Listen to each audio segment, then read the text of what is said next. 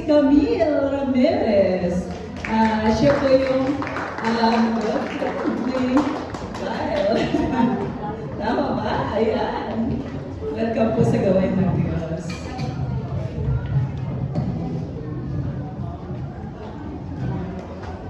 Amen. Magandang umaga po sa lahat.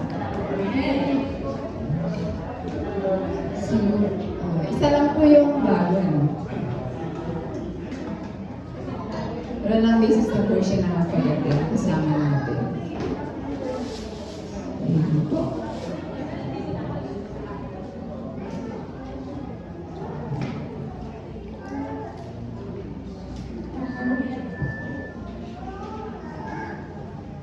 Tayo po ay manalangin. Father, we thank you for everything that's in our lives, Jesus. Thank you, God. Buhay ka, Panginoon, kasama namin sa oras ng Diyos. Salamat na kami ay malaya sa mga puri, nakinig sa iyong salita. Salamat, Panginoon, na nandun ang aming desire, O Diyos, na buksan ang isipan ng puso, Panginoon, sa nais mo sa oras nito. Lord, salamat na Ikaw ang Diyos na dakila at tulong pinagmahal sa amin tayo. Thank you, Lord, na gagawin mo, Panginoon, sa ilang sa oras nito, Panginoon. Patuloy, Panginoon, na buhay na meron kami na iwan ng Diyos. Salamat sa iyo. Thank you, Lord. Ang Espiritu siya patuloy kumilos at pusat sa pagsasabi. Ngayon ka, O Diyos, sa iyo ang pagbuhati at pagsasama sa tayong pangalan ng aming Panginoon Jesus. Amen. Ngayon po ay nasa ano po tayo sa word na discipleship? Disciples. Pamilya na po tayo. Yan, letter P tayo. Partnership. Pag partnership po ba, ano pong unang pumapasok sa isip natin? Kapartner mo lang ba? Paano naman yung walang kapartner? Lungkot? Malungkot ba? So, ngayong umaga na to, hindi lang po yung definition ng partnership ang pag-uusapan natin, kundi po yung aspects of biblical partnership, types of partnership, why and how we need partnership. So, kailangan pwede namang magsulo, di ba? Pwede ba magsulo? Parang ako lang ang tuwas. Pwede bang magsulo? Malaman natin yan kung pwede ba. Pwede bang magsulo? Parang parang coke lang yun, no? Solo. Sinong patronizer dun sa solo? Sige, magsulo ka. Sige po. Tuloy-tuloy po tayo. So, ang verse po natin dyan ay, sige po, kapatid. Yan. Ang partnership po ba, yan, sa verse muna tayo. Ano po sabi dyan sa Ecclesiastes 4:9-12, verses 9, 12, except 11. So, tatanong tayo sa 12. Sabi po dyan, kung meron tayong mga Bible, sundan niyo po, pwede niyo pong basahin dyan. Sabi po dyan, two are better than one because we have a good return for their labor. For if either of them falls, then the one will lift up his companion. But woe to the one who falls when there is not another to lift him up. Verse 12, though one may be empowered, two can defend themselves. A cord of three strands is not quickly broken. Sa Tagalog po, ang dalawa ay mabuti kaysa isa. Mas marami ang bunga ng anumang gagawin nila. Kapag nabuwal ang isa, maitatayo siya ng kanyang kasama. Kawawa ang nag-iisa sapagkat walang tutulong sa kanya kapag siya ay nabuwan. Verse 12, kung ang nag-iisa ay maaaring magtagumpay laban sa isa, lalo na ang dalawa, ang luwid na may tatlong pilipin na hibla ay hindi agad malalagot. Sa Philippians naman po, in view of your because of your partnership, yan, magkaiba kasi yan, depende sa translation. So, because of your partnership in the gospel from the first day until now,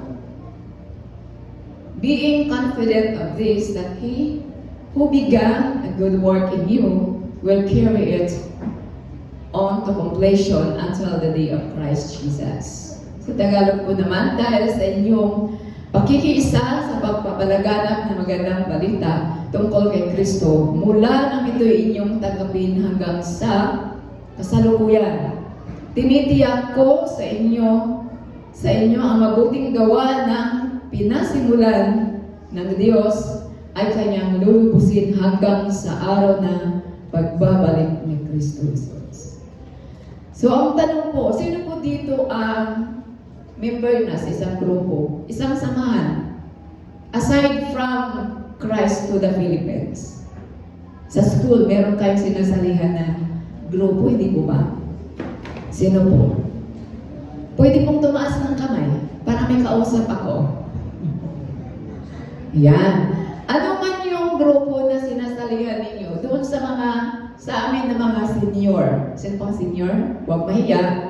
Biyaya at pagpapala ng Diyos yan. Lumawig ang buhay natin. Meron pong, di ba pamantayan ang bawat grupo? Pero inalam ba natin kung ano yung mga pamantayan na yun? Ano bang nakapaloob doon? Inalam po ba natin? Siguro ang unang pumasok sa isipan natin, siguro ito, meron ako mapapala. Kaya magpamember na ako. Kahit hindi naman yan legal, basta pamember ako dahil merong sinasabi eh. Di ba? Member dito, member doon. Parang ginawa namin dati eh. Kasi pagkakitaan to eh. Ano ba yun? Yung mga popular noon na mga trending dito, trending doon, yung mga grupo na yun, basta lang kumita. Kung ano-ano man yun. Ngayon sa online, di ba, kumikita tayo, hindi tayo member doon, pero patronizer tayo. Pero yung iba dito, meron yata silang negosyo dito sa bandang dito. Di ba? Meron ganon. So kung ano-anong grupo na yun, sinasalihan natin. Pero ang tanong doon, meron ba tayong mapapala? Ito ba ay kasama sa ating paglago? Ito ba ay kasama ba natin ito habang tayo ay lumalakad bilang Kristiyano? Yun po siguro kung itatanong natin bago tayo pumasok doon sa isang organization, sa grupo na yun. Legal ba ito? Hindi. Kasi pag illegal yan, alam mo ng kahinatnan. Scammer yan. Malilimas yan lahat ng ano mo, kung anong meron ka. Kasama doon ang kagwapuhan at kagandahan mo. No, lilimas yan. So, tuloy po natin. Definition, ano po bang sinasabi dyan? A relationship resembling a legal partnership and usually involving close cooperation. So, ito pa ng partnership ay parang may kooperasyon, kooperatiba, between parties having specified joint rights and responsibilities. So, umpisa pa lang. Parang may idea na tayo. No? Isang ugnayan kahit tulad ng isang samahan. Gaya na, ano ba yung kailangan natin? Ang definition kasi ng partnership depende sa ating pangangailangan. Marami ito eh. Pwedeng sa batas, pwedeng sa isang samahan, pwedeng sa negosyo, pwedeng sa agreement. Depende po kung anong kailangan natin, kung ano ang ating papasukin. So maraming klase po yung kahulugan ng partnership. So karapatan at responsibilidad. Pag pumasok tayo sa isang grupo, Dahil nakipag-partner tayo doon, meron tayong karapatan, hindi yung sunod lang tayo ng sunod na hindi natin alam. Meron din tayong responsibilidad. Sabi pa po, sharing with one another. Next po, kapatid. Sharing with one another or with others in action. Dito, pagka sa partnership, siyempre gumagalaw ka. Hindi ka estatwa dito. Pagbabahagi sa iba sa magitan ng action. An organization formed by two or more people or groups who work together for some purpose. So, group or two. Mayroon bang isa na nabasa natin, narinig natin? Two or more. Group. So, partnership po yan. So, paano ka makipag-partner kung wala kang kapartner? Sabi ko nga dati, nagbibiro ako, pwede ka magpakasal na walang partner? Walang pumayag eh. Kahit joke lang eh. Isang organisasyon na binuo ng dalawa o higit na tao o grupo na nagtutulungan sa isang layunin. Next po. Sa Bible po, ang partnership refers to a relationship in which individuals work together for a common purpose. So, common purpose, kanina nabanggit na naman, often centered around faith. Yan ba yung kapatid? Yan. Faith, ministry, or mutual support and service God. So kapag ka sa Bible, hindi lang itong centered around faith. So meron pa na ng palataya. Ministry. Yan. Mutual support in the service of God. So layuning magkakasama na nakasentro sa ating pananampalataya, ministeryo o pagtutulungan sa paglilingkod sa Diyos. Sa Philippians chapter 1 verse 5, ang sabi doon ni Apostol Pablo, Paul expresses deep, malalim gratitude for the Philippians partnership means from more than just financial support. Hindi lang ito patungkol sa kapirahan, kundi sabi nga niyan, from the Greek word, yung noun koinonia, refers to active participation. Active. Wala naman sigurong active dito na kumatos. Wala akong active. Di ba na kumatos? Ano pa po? Shared mission and spiritual unity. So partnership is ministry involves a mutual commitment, emphasizes responsibility and accountability. So sa verse 5 ng Philippians, ang sabi po dyan, partnership is ongoing and faithful. Kaya nga sabi niya, the first day until now, ongoing and faithful. Sino po yung ongoing and faithful? Faithful ka ba sa partner mo? Faithful ka ba sa friend mo? Faithful ka ba sa Diyos? Ongoing po. Hindi yung linggo lang ako. Buti pa yung everyday battery ay ongoing. Lalo na yung energizer, no?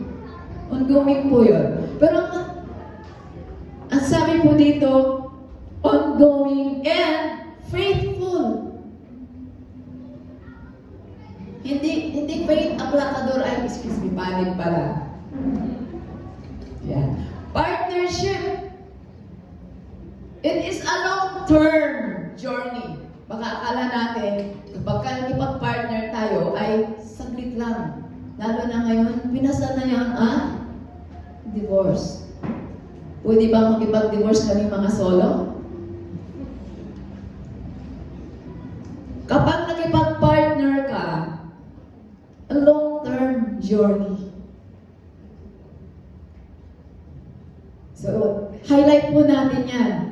Hindi lang sa ating lecture notes, kundi sa ating mga puso. Doon sa mga mag-asawa, yun ba yung sumpaan niyo sa harap ng altar? Long journey po ba? May bagong kasal dito. Sweet pa sila ngayon. Bantayan natin yan. Pag hindi nag-sweet yan, kausapin natin agad. Okay, may pinangakuan kayo sa harap ng Diyos. Long term yan, journey. Long term yan, hindi short term. Ha? Lagot kayo sa amin. Pagka nakita natin, tinanggal nila yung wedding ring, alam nyo, delikado yan. Tingnan nyo ulit yung wedding ring nyo kung may yan. Meron bang dyan? May wedding ring ba na putol? May mga mag-asawa dito. May mga wedding ring ba kayo? Kung wala, regaluhan nyo na. Kasi, alam mo, pag kinasal, alam mo si Pastor, pinapaliwanag niya yan eh. Kung ano ibig sabihin ng wedding ring, hindi lang siya accessories. Pero kayo mga kabataan na hindi pa mag-aasawa, huwag yung munang alamin. Nagmamadali naman kayo. Hindi nga kami nagmamadali. Next! Alam mo sabi sa Philippians, God is the ultimate partner. Kung ang kapartner mo ay si hubby lang, si wifey lang, delikado ka dyan. Tandaan mo yan. God is the ultimate partner. Hindi ka tatagal. Kung ang kapartner mo nandun lang, umaasa ka lang sa kanyang pagmamahali, umiigib din siya sa'yo. Paano kung natuyuan yung iyong tapayan? Di wala na. Kasi nagdepende ka sa kanya. Paano kung siya pala ay nagdepende rin sa'yo?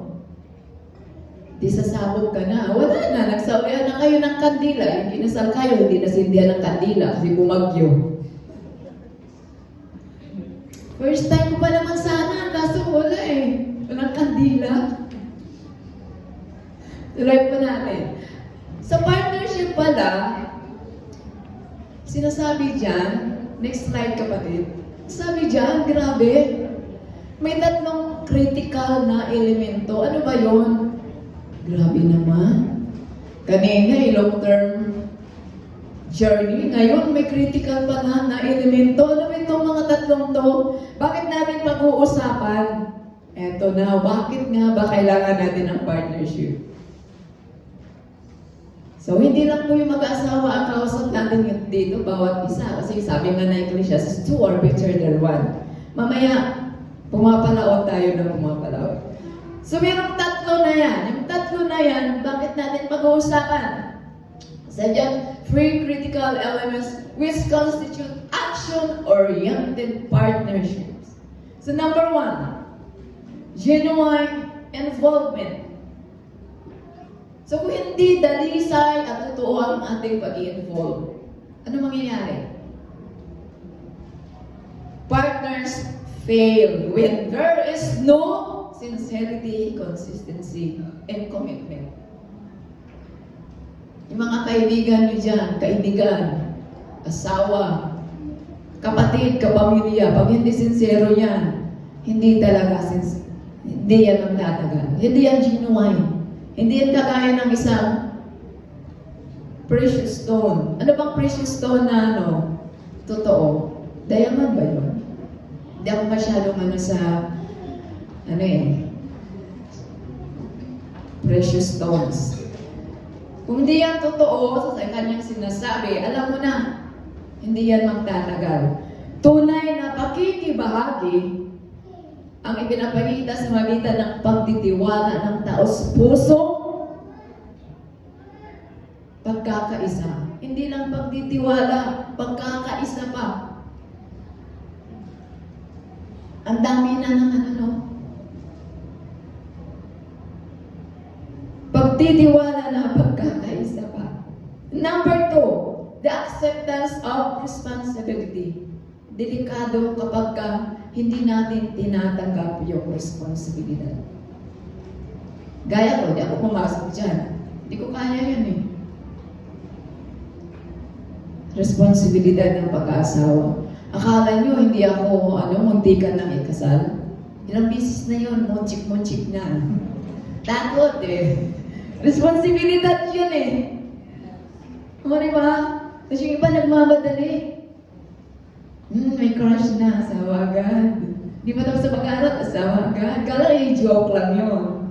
Hindi ko naman kayo pinagpapawalan, bro. Lagay natin sa ayos. The acceptance of responsibility. Tanggapin mo yan. Ma-ministry man yan. Magpamilya man yan, trabaho man yan. Sa trabaho namin, grabe. Nagulat ako. Ganun pala kabigat yung ibinigay sa akin ng boss namin. Sipin mo yun, lahat ng galit niya, absorbent ako. Ano niya akong cotton? Ang hirap eh, pagka-absorbent ka. Magagalit siya doon sa mga office mate namin. Ako yung pagagalitan niya. Kaya ako, pagkarap ko na yung mga office mate, wala na, lumaan na ako, durug-durug na.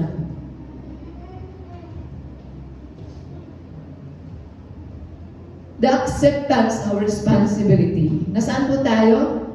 Doon sa critical. Pero bakit natin pag-uusapan ito? Kasi nga, kasama po siya. Hindi lang ka-partner, kasama pa. Sangkap. Ito yung mga sangkap na kailangan natin. Kung meron tayong kahandaan para makipag-partner, so mani-mani lang sa atin yun. Napakadali lang sa atin. Ito ay pinapakita sa magitan ng kahandaan na akuin kung anumang handaan at paglilingkuran ang layunin at tuunan yung samahan. Kasi kung wala ito, naku, ang hirap kung maganda. Maganda ka na lang ng birthday, celebration, madali pa. Pero ito, akala mo nga dati ang partnership pumapasok sa utak ko, ano lang yan eh, negosyo lang yan. Tapos pag sa trabaho naman, sa company, collaboration lang yan, dali-dali lang. Di ba mga BPOs, employee? Wala, collaboration lang yan, dali-dali lang.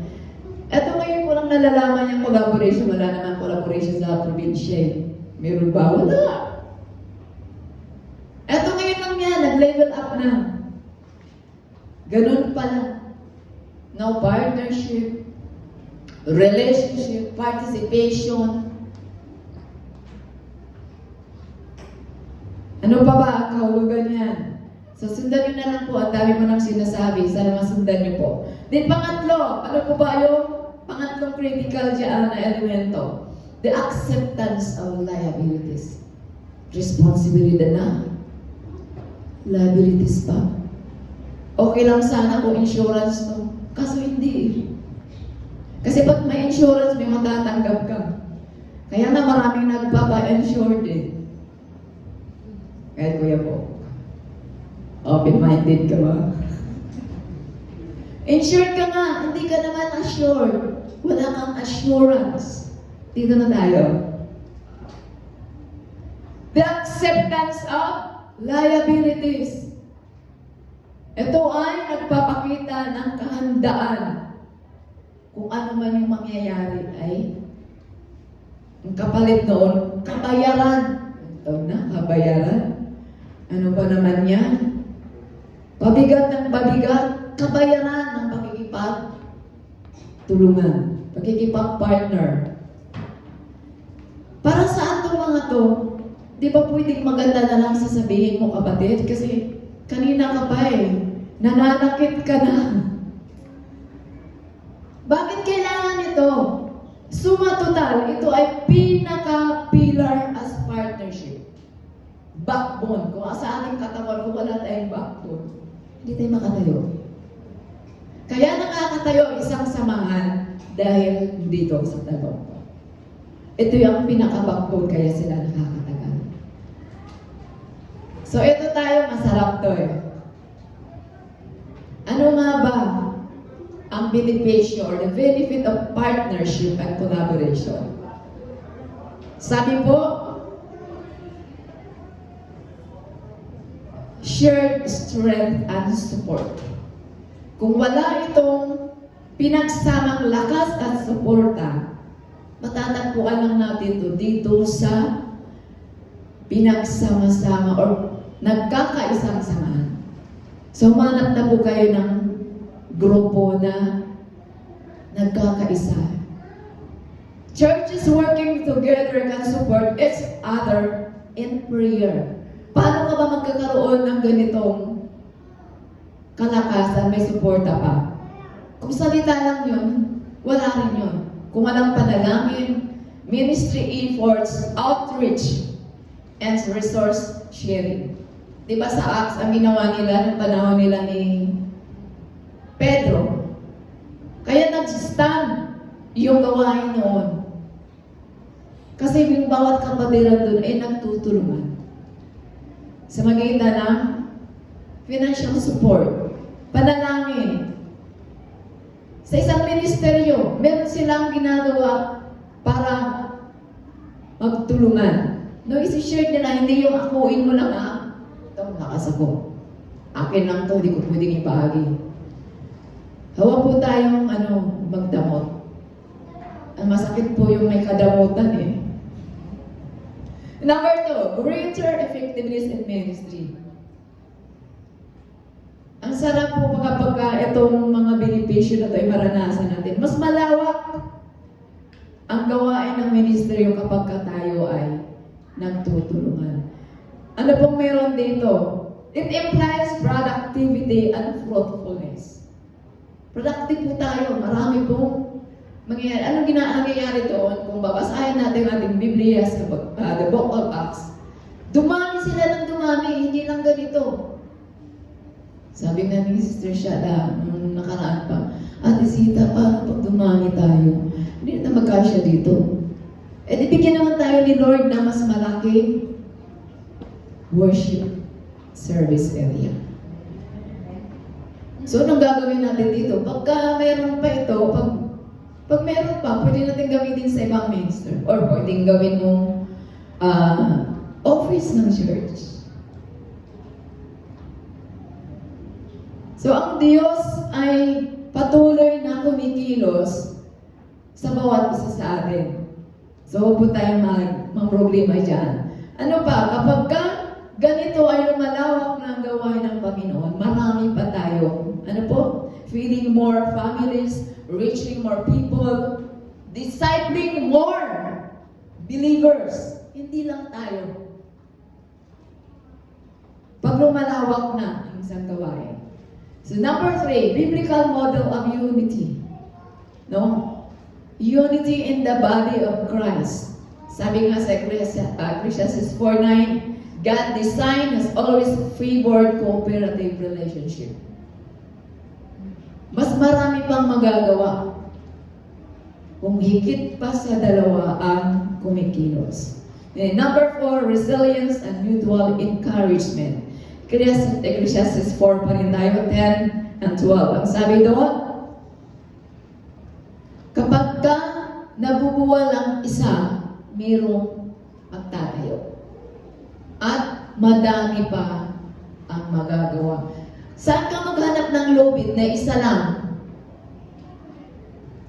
Kung hindi kayo naniniwala, i-try niyong kalasin yung lubid. Ang dami ng hibla na yan. Kahit itong cordon na to, marami niyang nasa loob, maliliit lang nila. Hindi yan magiging cordon dito, hindi tutunog tong wire na to kung wala yung nasa loob. Yung pinaka-substance niya, nasa loob, kagamit-gamit po yun. Ang sabi po dyan, companions help one another in times of trouble. Kapag ka ng problema ka, kung meron kang backup na kasama, huwag ka maghanap ng kasamang pabayaan ka lang. Nung gaya nung nasa Lanao kami, pinagtripan kami ng lasing doon. Yung kasama namin, nauna siyang tumakbo. Siya yung pinakakuya namin, iniwanan kami. Grabe, tumatawid kami sa tulay. Inampas na yung kasama namin ng lasing na yun. Natamaan yung tainga ko. Paggayan ko, amoy dugo, ibig sabihin, nasugat na pala ako. Maghanap tayo ng kasama na hindi tayo iiwanan. Yung genuine mo, yung kanina pinag-usapan natin na kaya niyang akuin kung ano mang mangyari. Baka maghanap kayo ng partner na kapag ka ikaw ay nasimot na niya lahat ang iyong kagandahan at anong yaman, iwanan ka na niya dyan. Or yung mga gawain, yung church na mahirap po yung ganun. Yung church na ano naman, puro benepisyo lang kapag ka sa hirap ay iwanan ka na. Mahirap po yun. Dapat ang church na makipag-partner tayo, yung merong nakapag-encourage sa atin. Hindi po yung sa oras ng persecution, iwanan tayo.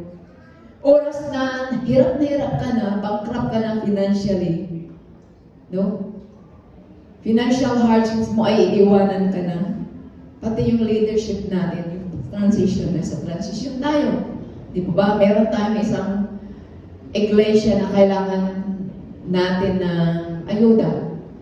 Yung samahan, susuportahan sila kasi nawalan sila ng pastor. So, kailangan nilang tulong natin. Kung hindi tayo tutulong, Christ to the Philippines pa ba ito? Hindi na siguro, no? Kasi kung alam natin yung saligang batas ng Christ to the Philippines, oras na nasa persecution ka, nasa financial bankruptcy ka, hindi ka iwanan.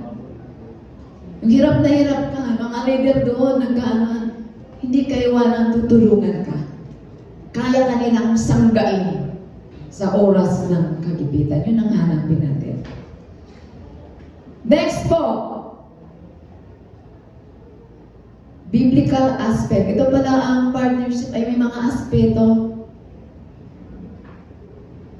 Ano po yun? Vertical and horizontal. Next slide, kapatid. Ano po ba itong aspect na to? Yung aspect na nito ay vertical, horizontal. Ano pong direksyon nito? So, ang direksyon po nito ay between God and human. Ikaw yun. At ang Diyos. Ang horizontal naman, between human. Ikaw at siya. So, naintindihan po natin. Ano naman po ang focus nito? So, worship. Yung worship natin sa Diyos. Yung ating pagsunod sa Diyos. Yung ating panampalataya sa Diyos. Horizontal naman, yung ating fellowship, pakipag-ugnayan sa ating kapwa mananampalataya. Yung ating pagmamahal, yung justice, forgiveness. Alam niyo yung binabasa ko yan, sabi ko, Lord, meron ba akong tao na pinatawad ko na siya pero hindi ko nakalimutan ang kanyang ginawa.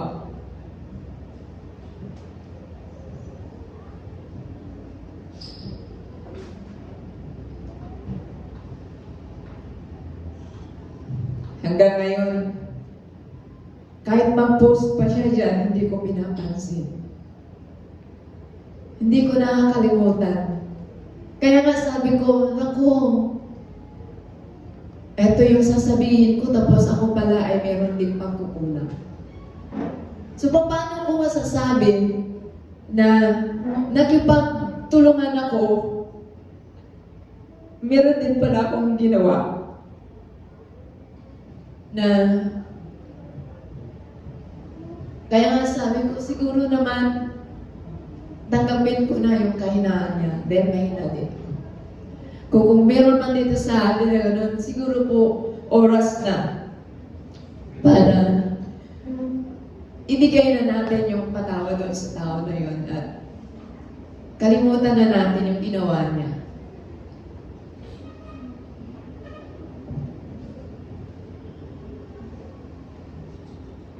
So next po, yung verse po dyan ang sabi ko nga, hindi lang pala ganun ang partnership. Ito yung binabahagi ko noon, may connect din pala. Ang sabi po dyan sa vertical, sa Matthew 20:37, Jesus replied, love the Lord your God with all your heart and with all your soul and with all your mind. Sa horizontal naman, Matthew 22:39, love your neighbor as yourself. So, dati naririnig ko lang yung vertical horizontal, hindi ko po naunawaan, ganun pala siya kahalaga. Hindi lang pala, kahit paulit-ulit natin nababasa yun, ang Diyos pala ay nangungusap sa iba't ibang paraan. So next po, ang Diyos ay patuloy na nangungusap sa atin sa John 15 verse 4 to 5. Ang sabi niya, abide in me and I in you, as the branch cannot bear fruit by itself unless it abides in the vine. Neither can you unless you abide in me. I am the vine, you are the branches. Ang Panginoon ito at tayo yung mga sanga. Kung hindi pa tayo magbubunga, wala po yun. At kung iiwalay tayo sa puno, wala po tayong magagawa. So next po, ano po ba ang mga halimbawa dun sa vertical na pinag-uusapan natin? Yung ating relationship between God. Nasabi po dyan, Abraham and God. Sa Genesis chapter 12, tinawag ng Diyos si Abraham sa isang covenant. Ang sabi niya doon sa Genesis chapter 12, verse 1, I will make you into a great nation and I will bless you. I will make your name great and you will be a blessing. I will bless those who bless you, and whoever curses you, I will curse, and all people on earth will be blessed through you. Ano pong ginawa ni Abraham dito nung tinawag siya ng Diyos? Ang ginawa po ni Abraham, nagtiwala siya sa Diyos at sumunod. Hindi lang siya basta nagtiwala, sumunod. Magagawa po kaya natin yung ginawa ni Abraham. Isipin mo yung kaysa-isa niyang anak, ialay niya sa Panginoon. Sinunod niya, di po ba? Nung higa na yung anak niya, sino pong anak niya? Isaac. Higa na. Habang naglalakad pa pala sila, nagtanong si Isaac, Ama, sino po ba ano po ba yung ihahandog natin? Anong sagot ni Abraham? The Lord will provide. Kung sa atin yun, di natin kaya. Kaisa-isa niyang anak. Matanda na nga sila noon wala pa silang anak. Tapos nagkaroon, ialay pa niya doon. Nung hihiga na yung anak niya, totoo nga, ang Diyos ang nag-provide. Kung mangyari sa atin yun, grabe talaga. Grabe ang pagkilos ng Panginoon. Number 2, vertical pa tayo. Moses and God. Di ba si Moses tumanggi rin siya? So binigyan siya ni Lord ng sino yon? Tagapagsalita. Di ba? Pero bago yun, tinawag siya ng Diyos. Nagkaroon pa siya ng pagdadalawang isip. Pero tinawag siya ng Diyos. God calls Moses to lead the Israelites from Egypt. Ilabas doon ang mga Israelites sa Egypto. So, nung tinawag siya ng Diyos, God empowers him. Sipin mo yung tungkod na yun, binigay sa kanya ng Panginoon. Diba? Binigyan siya ng kapangyarihan ng Diyos. So, ganun pala katindi kapag tayo ay nakipag-partner sa Panginoon. Hindi ka pa ba papayag noon ang Diyos na kapartner mo? Diyos ng mga Diyos, hari ng mga hari. Walang ibang kapangyarihan ang tatapat doon, siya lang. Tatanggi pa ba tayo? Kahit ang Panginoong Hesus ay nakipag-partner sa kanyang Ama, hindi siya gagawa ng hindi ginagawa ng Ama. Next po, ano po ba yung iba't ibang partnership na naranasan na natin pero hindi pa na natin naiintindihan? So number 1, Moses and Aaron. Karugtong ito doon sa sinasabi ko kanina. Kung ang Diyos kapartner ni Moses, naging kapartner ni Moses si Aaron. Spiritual leadership and communication. Di ba, utal-utal si Moses magsalita. Dahil kay Aaron, na-deliver niya ng malinaw ang mensahe ng Diyos para doon sa mga Israelites. At ang nangyari, naligtas sila. Next, David and Jonathan. Ano bang partnership meron sila? Covenant friendship. Kung basahin natin sa 1 Samuel 18:1-4, and then Samuel 23:16-18, grabe yung covenant ni Jonathan at ni David doon. Diba, ang hirap na sitwasyon ni Jonathan kasi tatay niya hari. At papaboran niya si David. Grabe yung kanilang covenant sa isa't isa. Bakit nangyari yon? Para ma-preserve si David. Kasi kung hinayaan ng Diyos yun, hindi siya magiging hari after. So next po, Nehemiah and the people of Jerusalem. Anong klaseng partnership dito? Working together to rebuild the wall of Jerusalem. Grabe nangyari doon. Nung umiiyak si Nehemiah, di ba? The weeping prophet, Nehemiah. Iyakin si Nehemiah. Pero yung iyak niya sa Panginoon para doon sa Jerusalem. Working together to rebuild the wall of Jerusalem. They partner for a common vision. Iisang pananaw para sa bayan ng Diyos. Next po, uunahin ko po yung kay Joshua and Caleb and ihuli ko yung sinutan namin. Joshua and Caleb, sino nakakakilala sa kanya? Not Joshua Sona. Joshua and Caleb sa Numbers, yung pinadalang espiya ni Moses ba? Tama ako? Yan. Pinadala niya para doon sa promised land, para malaman nila kung maganda ba yung talagang sinabi doon. Anong ginawa nila? Napakagandang sinabi nila. Now, itong partnership ni Joshua and Caleb, faith-filled partnership facing the giants claiming God's promises. Nakita nila doon, marami naman talagang giants eh. Pero, maganda ang ibinalita ng dalawang yun. They stood together with others doubted. Tumayo sila. Samantalang yung ibang espiya na pinala doon, puro negative ang mga report nila. Kaya ano nangyari kay Joshua? Nakapasok sila sa promised land. Yun yung kagandahan doon. Then next, Paul and Barnabas. Anong klaseng partnership ito? Missional and mentoring partnership. Naranasan po ba natin to? Yan, sa day group natin. Kung sumali ka sa day group, maranasan mo to. Pero kung hindi, wish ko lang sa'yo. Paul and Barnabas. Maraming kapartner ni Barnabas. Ani Paul. Bukod kay Barnabas, sino pa yon? Wala niyo. Titus, Timothy.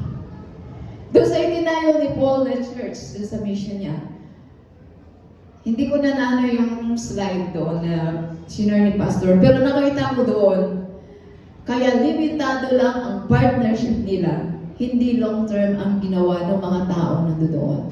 Ang hirap ng mga pangalan, silos ba yun, Pastor? No? Limitado lang. Kasi, yung ugali ng Corinthians and Galatia, magkawit. Corinthians, nag-focus sila sa pagkabahagi. Di ba? Wala pa kanina pinag-uusapan natin unity. Nagkabahagi. Pagdating sa Galatia, false teaching naman ang focus nila. Kaya ni-rebuke sila ni Paul. Pagdating naman doon sa Macedonia ba yun? Doon sa next, pwede ba makita dyan, Brad, ang slide number 29 sa yung shinare ni Pastor? Hindi dito sa slide ko, doon sa slide na. Wala.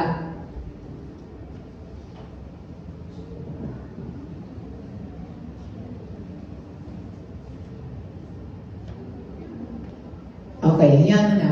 Sabihin ko na lang. So, yung ginawa ni Apostol Pablo doon, yung mga tao na itinalaga doon, yung mga tinatag niyang churches, kasi si Apostol Pablo ang siyang nagbukas para makarating sa atin ang salita ng Diyos. Pero bago nakarating sa atin, ando doon yung ginamit na siya ng Diyos, ando yung mga kapartner niya. Sila ni John, Peter, and James. Anong ginawa nila doon? Sila po yung mga tao na tumayo, tinayuan nila. Kaya nga meron tayong, ulitin ko po, yung statement of faith, yung doktrina doon, tamang doktrina. Tinay nila yun. Sila yung mga leader na nag-stand para maitaguyod ang gawain na yun. So ano pa nangyari? Hindi lang sila growing hanggang sa lumalim pa yung partnership nila. Sila yung mga tao na punong-puno ng pagkilos ng Panginoon. Anointed sila with the Holy Spirit. So, dapat po tayo sa human aspect of partnership, pero ito yung horizontal is human to human na rin po ito. Sabi po dyan, balikan po natin si Naomi and Ruth. Anong klaseng partnership ni Naomi at saka si Ruth? Si Ruth ay biyuda. Ang biyanan niya ay si Naomi. Sino dito yung may mga biyanan? Ako wala, syempre. At hiningi ko pa na magkaroon ng partner na walang biyanan. Kaya ngayon wala akong partner. Alam mo yun, pwede naman siyang umuwi sa bayan niya. Sino ba si Ruth? Moabite. Pwede na siyang umuwi. Dahil wala silang anak. Wala eh. Matanda namin si Naomi. Pwede na sila magkanya-kanya. Pero anong ginawa niya? Hindi siya umalis. Kasi yung sino ba yung napangasawa ni ano? Hindi ko kilala eh. Pero nung nanatili siya kay Naomi, ay after yun, nung nabiyuda siya. After na yun. Si Naomi ay nagkaroon ng pangako sa kanyang biyanan. Kahit nabiyuda na siya, dahil anak ni Naomi yung kanyang, si Ruth, nagkaroon ng pangako kay biyanan Naomi, na hindi siya aalis. Diba? Sabi niya sa Ruth 1:16, wherever you go, I will go. Your people will be my people and your God will be my God. Grabe yung covenant niya kay Naomi. Habang nandoon siya, nanatili siya, kung hindi natin alamin kung sino ba si Ruth sa Biblia, napakalaga ang role na ginagampanan niya. Dahil nakapag-asawa siya na angkan ng kanyang dating asawa.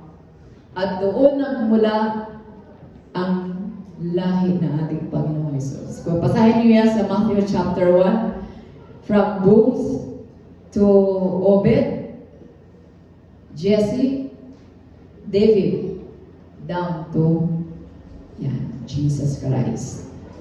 So napakahalaga sa mga mag-asawa dyan.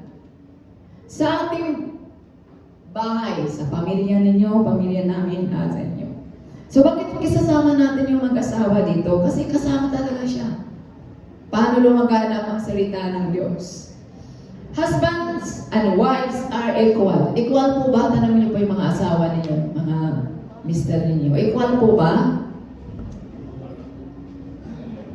Pagdating sa ministry ay equal. Kaya kayo nag-asawa para lumago kayo pareho sa inyong spiritual na pamumuhay.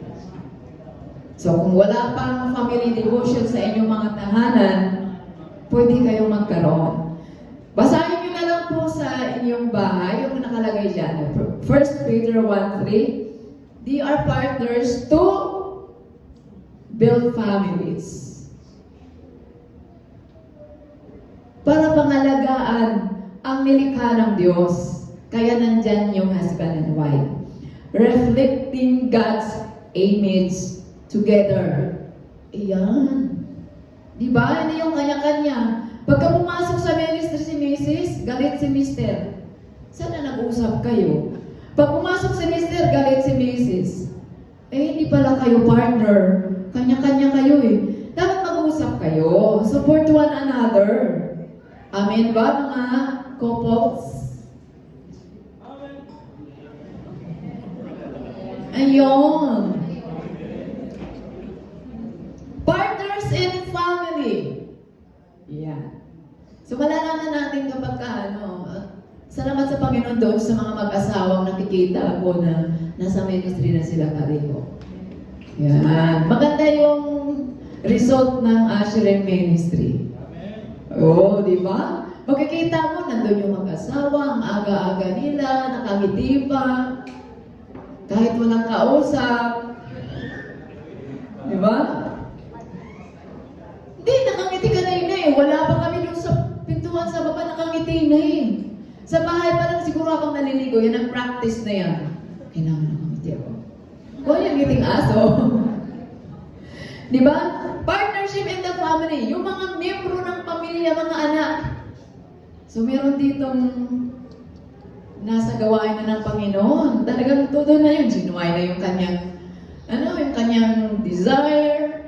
Nakipag-partnership na siya. Ramdam na niya yung responsibilidad. Alam na niya na ano man ang mangyari, pananagutan niya yun. Hindi na siya takot. Ang tapang na niya. Tanong paan ang kape. Di ba? Sa magkapatid, suportahan niyo po yung kapatid niyo naglingkod sa Panginoon. Hindi yung, saan ka na naman pupunta? Kung kailan ka naging, born again, hindi ka na marunong tumulong dito sa bahay. Ay, patay tayo dyan. Paulit-ulit na ito, pero talaga naman, tingnan niyo po mga parents, mga anak ninyo. Nakababad sa ministry, tapos hindi naguhugas ng pinagkainan. Huwag na pagamitin ng pinggan. Hindi naguhugas ng pinagkainan eh. Di ba? Meron namang sabon at tubig. Bakit ayaw maghugas? Mabuti maraming pera yan. Magpa-deliver na lang yan online. No? Dapat sa ministry, their partnership, family. Sabi nga ni Joshua sa 24:15, bakit niya sinabi ito? Farewell speech na niya. Nagsalita siya. Maglingkod tayo sa Diyos. Kung kayo ayaw niyo, basta ang pamilya ko. Dineklara niya yun. Kaya pa natin i-declare yun sa oras nito ng ating pamilya and mag-stand. As for me and my house, we will serve. Patangin na ng iba. Sinabi yun ni Joshua. Dineklara niya yun. So yung mga disciples naman, ano naman po ang ginawa ng Panginoon? Yung partnership nila. Ang Panginoon, nagpapadala talaga siya ng mga disipulo niya, dala-dalawa. Wala po yung isa-isa. Dala-dalawa po pinapadala niya. So partnership naman nila dito, sabi niya sa Matthew 4:19, "Come, follow me," Jesus said, "and I will make you fishers of men." Gagawin niya mga kalakayan na isda. Bakit? Ganun pala talaga. Paano manghuli ng isda? Paano huli ng isda? Sa bibig ba? Pwede. Kasi hindi naman literal na isda pa tayo. Hinahaling tulad na po tayo doon. So, ngayon po, kung kumbinsido na tayo doon sa pinag-uusapan natin, yung word ba na disciples, kaya ba yung tumayo pag walang letter P? Tingin niyo po. Anong basa natin doon pag walang letter P? Desires lang. Yun yung bulol ng desire. Desires. Diba? Ano pa bang napapaloob sa partnership? Kung walang discipline, walang integrity, walang submission, walang commitment, walang initiative, walang loyalty, excellence, stewardship, walang partnership. Kasi sabi mo dyan sa Matthew 28, 9:18 to 20. Sabi po dyan, ito po yung partnership natin. God's partnership with us and ours. Slide 18, kapatid. Yan. In Him, God's partnership with us and ours with Him in the work of the Great Commission. Yan na naman si Ate Sita. Commission na naman. Commission, parang consummation yan. Consummation mo ba? Namumonsumi ba tayo pagka tayo ay mag-ibanghelyo? Naku, palitan na natin yung consummation sa commission. Great Commission yan. Lahat ng commission nandyan. Pag ginawa natin yan, ang daming commission. Sabi po dyan, and then Jesus came to them and said, all authority in heaven and on earth has given unto me. Sabi ni Jesus. Therefore, ano ba sabi? Go and make disciples of all nations, baptizing them in the name of the Father, of the Son, and the Holy Spirit, teaching them to obey everything I have commanded you. Di ba? Ang Lord na nagsabi dito, ayaw pa ba natin mag-obey? Ilang taon ka nang mananampalataya? Kanina pinag-usapan natin sa John 15. Dapat ang pasahan na yan ay magkaroon na ng bunga. Namulaklak ka pero nalaglag. Bakit? Dapat yung bunga, ang mulaklak na yun ay magbunga. Ano sabi ulit? Ito yung mandato ng Diyos eh. Ang dami na nating sangkap na pag-usapan kanina. Hindi pa ba natin kayang i-apply yun? Ang sabi po niya, sino ang kapartner natin? Ultimate partner natin? Ang Diyos. And sabi niya sa last verse, now teaching them to obey everything I have commanded you. And surely, sure na sure, I am with you always to the very end of the age.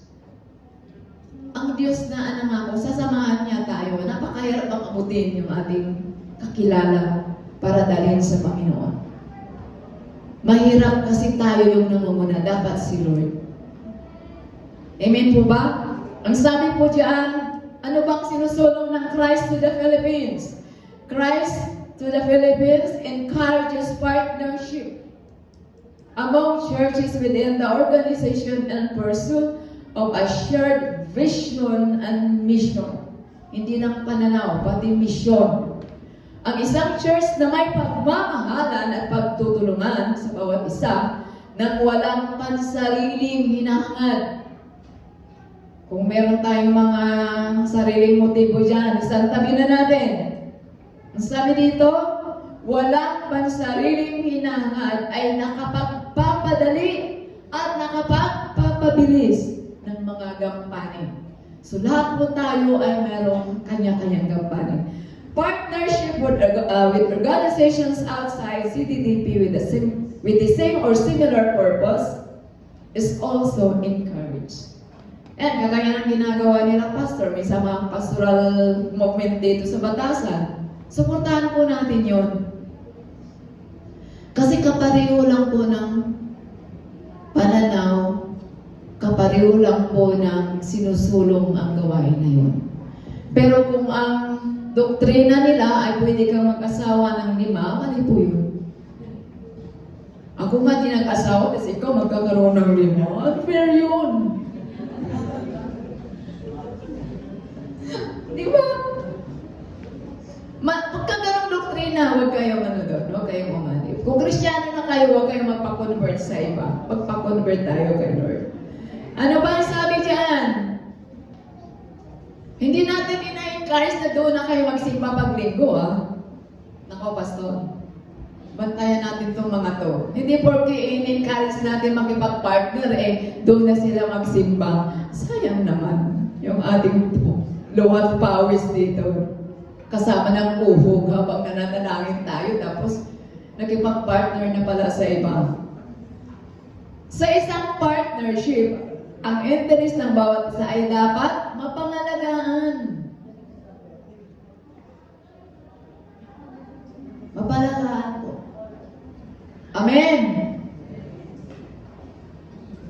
A mutual mutually beneficial relationship shall be established in terms of resource sharing. Yan, nabanggit ko yan kanina. Pwede tayong magbahagi doon. Access to information and talent. Sino mga talentado dito? Kasi ito para long term ito eh. Long term sustainability. Sustainability and credibility as organization. Nabanggit ko kanina ito. So sa application na po tayo, ang partnership ay intentional din. No? Intentional unity and collaboration in Christ-centered way. Christ-centered way. Si Kristo dapat nasa sentro. Number 1, collaborate across churches and denomination. Yun po, nabanggit ko kanina. Pwede tayo makipag-collaborate sa kanila. Support one another in ministry and prayer. So, paulit-ulit po natin ito para mag-sink in talaga sa isipan natin mga bagay na ito. Serve together for the common good. Hindi sapat po yung puro lang no? Dapat mapabilibisyo po yung buong samahan. Then financial and missionary partnership. Pwede tayo mag-support doon, magbigay tayo, or pwede ikaw ay sumali sa mission. Meron namang programa ang Christ to the Philippines doon. Focus on the kingdom, not competition. Minsan kasi pagpaligsahan tayo, ang dami ko ng bunga. Yung pala bunga nga lang. Or bungang araw.